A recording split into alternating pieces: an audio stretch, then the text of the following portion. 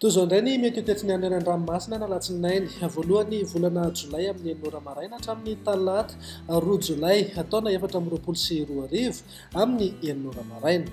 Foana ny fampitandremana mahakasika ny alin-drano tamin'ireo faritra izay nahazo azy, na izany na tsy izany aza dia entanina foana ny mpiandrika sy mpampiasa ny ranomasina mba ho mailo rehefa eny an-dranomasina eny. Antoetry ny andro amin'ny morontsiraka Atsinanana.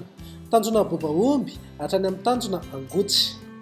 Andrahoana vitsy ho avy atsimo Atsinanana ny rivotra ka ho 20 hatramin'ny 70 kilometatra isan'ora. Hahatratra 570 kilometatra isan'ora indraindray. Anonjabena herin'ny ranomasina avy mionja manodidina ny 2 hatramin'ny 3 metatra. Misy alin-drano avy atsimo Atsinanana. Tanjona Angotsy hatrany Mahanoro.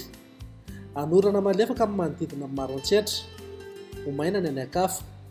Ho avy atsimo na atsimo Atsinanana ny rivotra ka ho 7 hatramin'ny 20 kilometatra isan'ora. Anonjaben'ny ranomasina avy mionja 2 metatra sasany hatramin'ny 2,2 metatra. Misy alin-drano avy atsimo Atsinanana. Mahanoro hatrany Taolagnaro.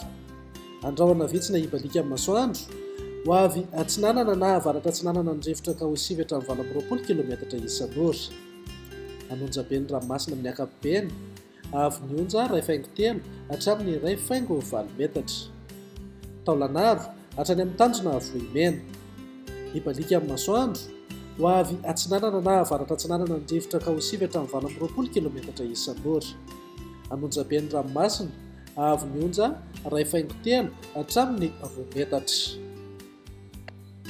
Ho an'ny morontsiraka andrefana, tanjona Vohimena hatrany amin'ny tanjona Ankabo.